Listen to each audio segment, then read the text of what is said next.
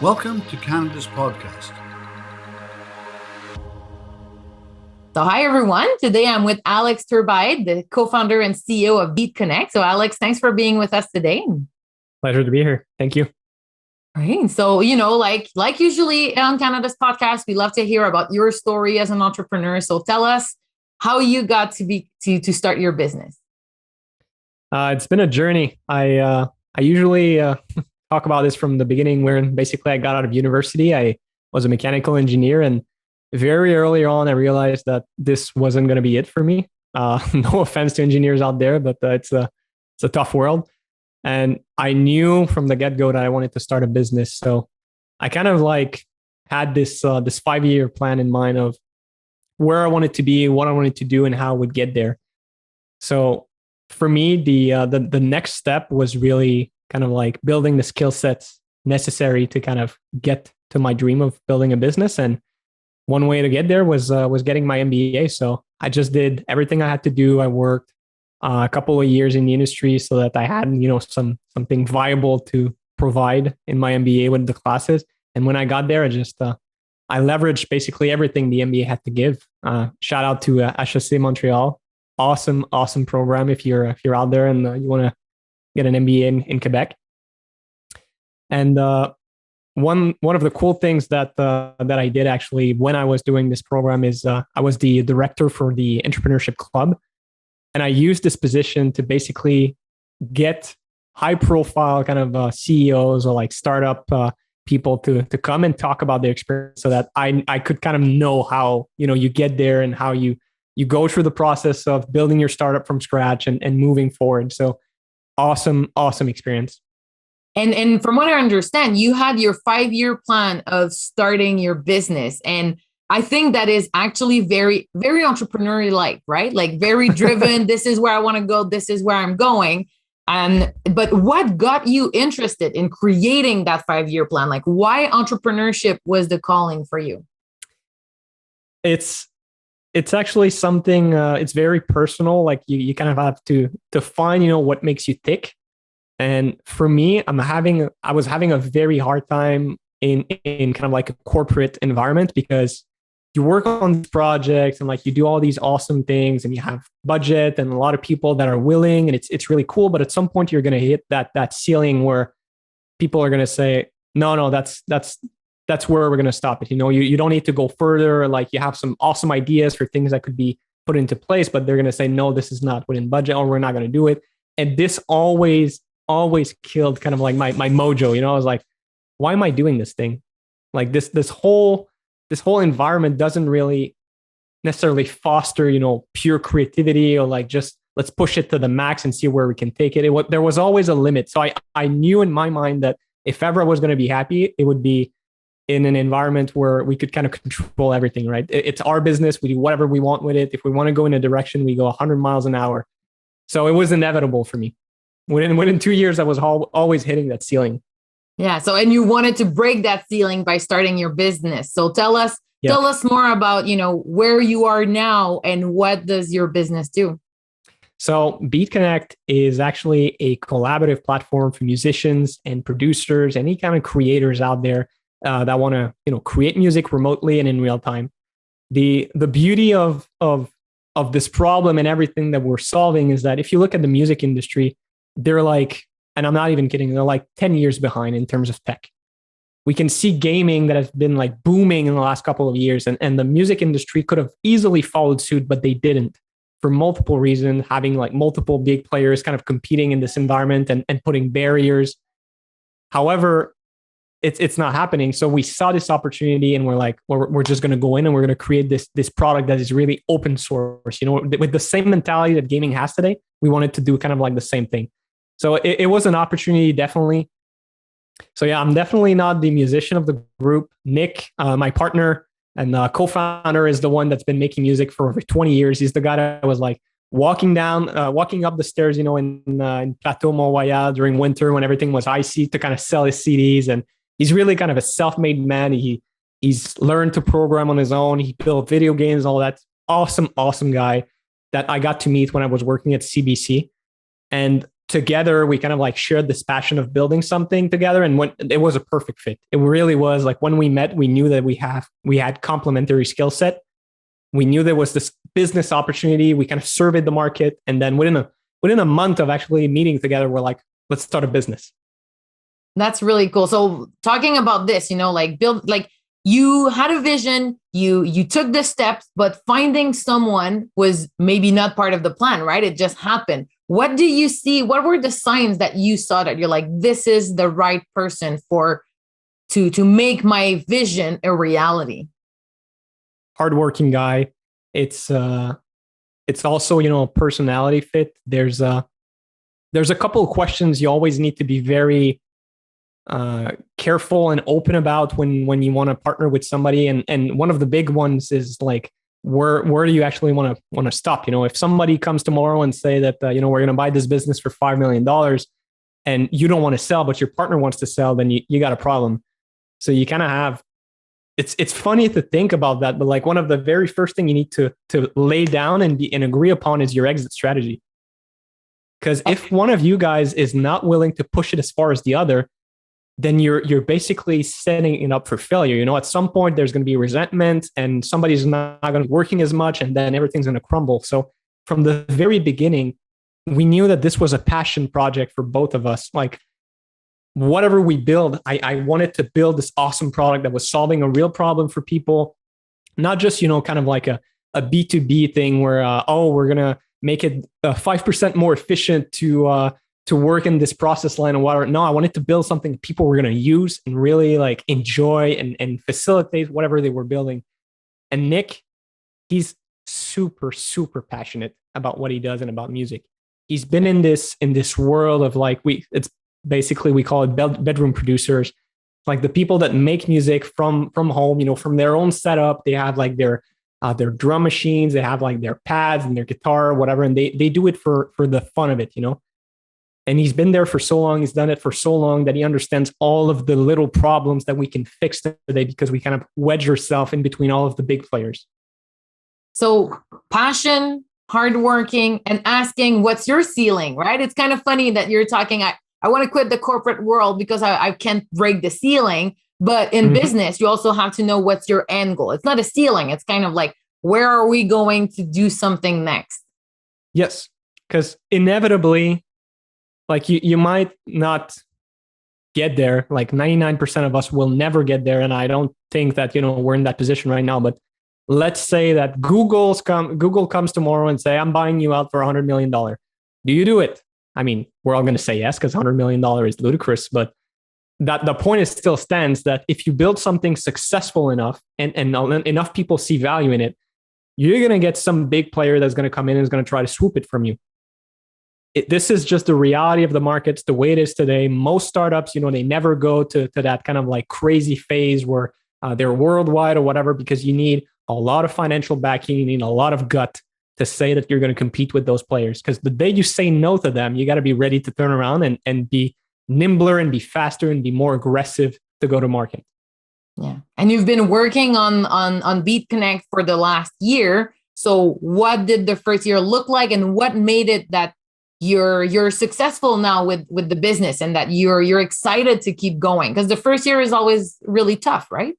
It's it's pure pain. I have to tell you, it's fun though. I got to say, like there's a lot of work that goes into just having this kind of early product that is not your vision by any means, but anybody that does tech knows that you can't actually wait to have that polished product. You need to do something and iterate on it and iterate and get feedback and get people on board.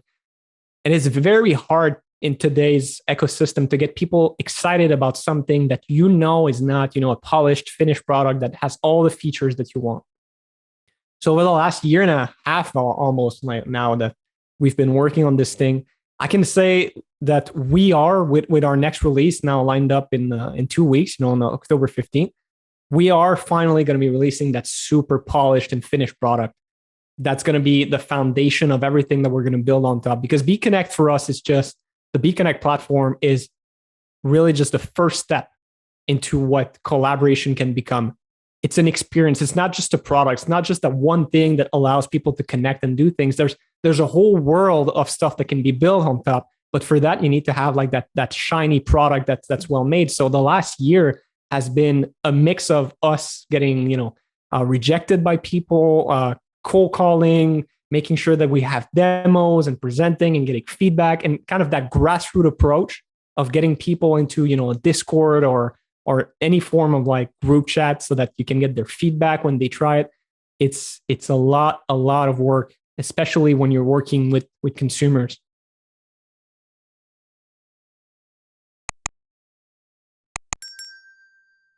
So you've been growing your product a lot in the last year and a half, but how did you grow as a person in that journey? It's humbling, I would say, in a sense, because you think you're ready for this and like mentally it's gonna work, and you discover what kind of like you're truly made of when you get rejected for like the 100th time or whatever. But it's personally, I think the thing that changed the most with me, with my personality and all that, is my ability to kind of like fail fast. Before, when we first started, I would take like every little kind of rejection very, very hard, because it's like, what if we're wrong about everything? And because this one guy didn't like it, what if like everything, is going to fall apart when we actually, no, you just got to understand that, maybe at that time it wasn't working for that guy. But like, you look at the numbers, you talk with people, you keep pushing a new version, you improve. And then the more you go, more people are on board and they're seeing the value and they're seeing the potential. And it's all because you got to learn to fail fast. You got to learn to push something that's not finished and polished, but take the good from that test and just improve upon it. So you can't take it at heart every time. Otherwise you're going to go crazy. And how is there anything in your personal life or in your routine or things around you that really help you to build that resilience? I have to say my wife. She's been nothing but pure support since the beginning. She believed in this thing. This is actually my fifth attempt at a startup. So she knew that this was something very important for me, and that when she saw the team that we have in Be Connect, when she met Nick, when she heard about the potential and the idea, she was on board from day one. And from that moment on, whenever I was having, those doubts or those sleepless nights, because, you're always worried about something, she would always, call me and remind me that, this is going to work. This is, you guys are putting everything you have into it. You guys have incredible feedback. The product is developing well. You're just worrying too much. So having somebody that's able to recenter you and really kind of support you in those moments of doubts it's just pure. You need that. Yeah, you need that. And what does the conversations look like, because you're going to be spending all your time on this, you might not be paid, in the first few years.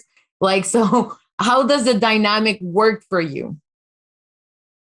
It's, again, you gotta have that conversation before. It's when we first started, Be Connected was back in February 2020, like at the very beginning of the pandemic. And we knew we had something. We knew we were onto the right track. So I talked with my wife and she told me, okay, take it to a certain point where you're going to be able to tell me without a shadow of a doubt, this is going to work. Make that initial push, that initial journey. And when you're ready, I'm going to support you. And this is the most important part here. If you're an entrepreneur and you're going to do something that is B2C, that needs, a tipping point where you're going to scale, that hockey stick curve that everybody talks about, you got to understand that you need to have financial backing. You got to be ready to not get paid for a year. Like, I haven't had a salary in the last year, and that's because my salary can be put to work for a developer, can be put to work for marketing, can be put. So it's a sacrifice that you got to be willing to make, but not everybody is in a position to make that sacrifice. If you don't have enough money in the bank, if you don't have a wife or a husband that's willing to support you financially, it's going to be very hard. And you're going to compromise on your vision for the product and the business because you want to make a quick buck, or you want to pivot quickly and be sure that within the next 6 months, the business is going to be profitable. And then you're just going to lose yourself. So it's crucial that you have that conversation with your partner, or you just have enough money to sustain yourself. And surrounding yourself with the right people is something that I hear a lot in this conversation. And even when you were doing your MBA at HSA, you realize, oh, I want to talk with this person, so I'm going to invite them because I'm the director of the club. Like, people who want to surround themselves with people who will make their business or even their vision, their life move forward. What would you suggest to them? Because it's not just being easygoing and being confident that you'll talk to these people. Like, what are the tips and tricks that you learn to approach, like people that are outside your network, but that you really want to get closer to you for it to enhance your vision? I think one of the things is to be bold. Like, you can't be afraid that, as I said earlier, that you're going to be rejected. A lot of times you just send, let's say you want to meet somebody, or you want to go to I don't know, like an event or something, because you're going to meet people. You just got to be willing to kind of send that cold call email or whatever, and just, hope and pray that it's going to work. And if it doesn't, then so what? moving on to the next. But also you got to be very open about what you want to do. A lot of people, and this is true, like every entrepreneur I talk to says the same thing. Ideas, unless you have that one crazy $1 billion idea, but ideas in general are very cheap. It's the realization of those ideas that is everything. So having the right people to kind of push it to push that product and go to market, and then when you're in the market, getting the right people to market it, and then get that curve going up. So ideas are cheap. You got to be willing to put it out there and talk to people and say, hey, I want to build a business. I want to do something. I have this idea. Maybe it's not good now, but it's going to change over time. Are you somebody that has that dream? Do you want to share that dream with me and build something? If you're not open with people, you're not gonna meet the people that are right for you. You're not gonna set yourself for success if you keep it a secret that you want to start a business and that you want to live that kind of life. So we go out there, find the people, talk to them, and see if they share the same dreams and they share your vision for your business. Yep. That's the way actually Nick would be able to to attest to that. But the way I actually convinced him, he wasn't particularly willing, like the first few weeks, to actually start a business because he was very busy with work and all of that. And I kept hammering it. Like, I'm like, hey, we should start a business. This would be awesome. We would be able to do our own thing. Like, no, I don't have time for that. But as the weeks went on, he was always kind of thinking about it. It's like, that would be a good idea, actually. Maybe we could look into it. So you got to be willing to plant that seed and kind of like work it and hope that that things are going to pan out. Yeah, and gives people sometimes to process and then discover for themselves that this is what they want. Because I think you were pretty lucky to have, like, not lucky, but you always make our luck. But like, you're like, I have my 5-year vision. And some people don't have this vision yet defined. So when someone like you comes in their life and they're like, hey, I have this vision for us, and they've never even thought about it, you need to, as you said, plant the seed and keep building on that so that it grows into them. And they're like, yeah, this is what I do want. Yeah, absolutely. And let's be honest, luck is a big part of everything that we do. Okay. It's like the fact that we started Beat Connect January 2020, and within literal weeks of us, starting, COVID became what it is today. And like, people were kind of like sequestrated inside. And we knew that there was an opportunity for collaboration because people couldn't play music together anymore. That's luck. Yeah. We were already like 6 months in advance of everybody out there that had the same idea and that wanted to build something. So we were first to market. We were the first to make a splash in what we did. And because of that, we had the attention of the big players that don't have the nimbleness to build that kind of product. So they're looking to kind of like partner with somebody else, right? They want to give that product to their users. So luck is a big part of it. Timing is everything. And you just got to be ready to kind of seize that opportunity when it presents itself. Oh, Alex, it's a really great conversation. And I'd love to hear, on a final note, what else do you want to share? What else did you learn? What advice did you get? Something that you're like, this is precious to me and my journey as an entrepreneur, and I'd like to share that with people. I'm sure, like, this obviously is a Canada-wide podcast, but in Montreal, there is an incredible system to support entrepreneurs. And we've been extremely lucky to be part of it, whether it's PME Montreal, Montreal Inc., and especially the Zoo Incubator program that we went through. So one thing I want to say is you have to make the effort to leverage those opportunities with the ecosystem in place, because you're going to meet incredible people. One of the products that we're about to release again in 2 weeks, that's called Creators. That is an environment where any musician that wants to interact with their audience, that wants to give classes to people, that wants to have that collaborative experience, and I want to maybe monetize their efforts and their time. This idea, this whole concept was fostered and developed because we were mentored by the right people in Zoo, because we had those people to kind of push us into that new dimension and see what are the different angles where we could take this product and push it to the next level. So you have to have like the right mentors around you and be willing to kind of open your mind to what they're willing to bring. Wonderful. Well, I agree with you that in Quebec and in Canada in general, we have an amazing ecosystem to help entrepreneurs grow and flourish and break the ceiling of their own dreams, So it's been a pleasure to speak with you, Alex, and thanks for sharing your journey with us. And if people want to connect with you or follow you, what would be the best way for them to do that?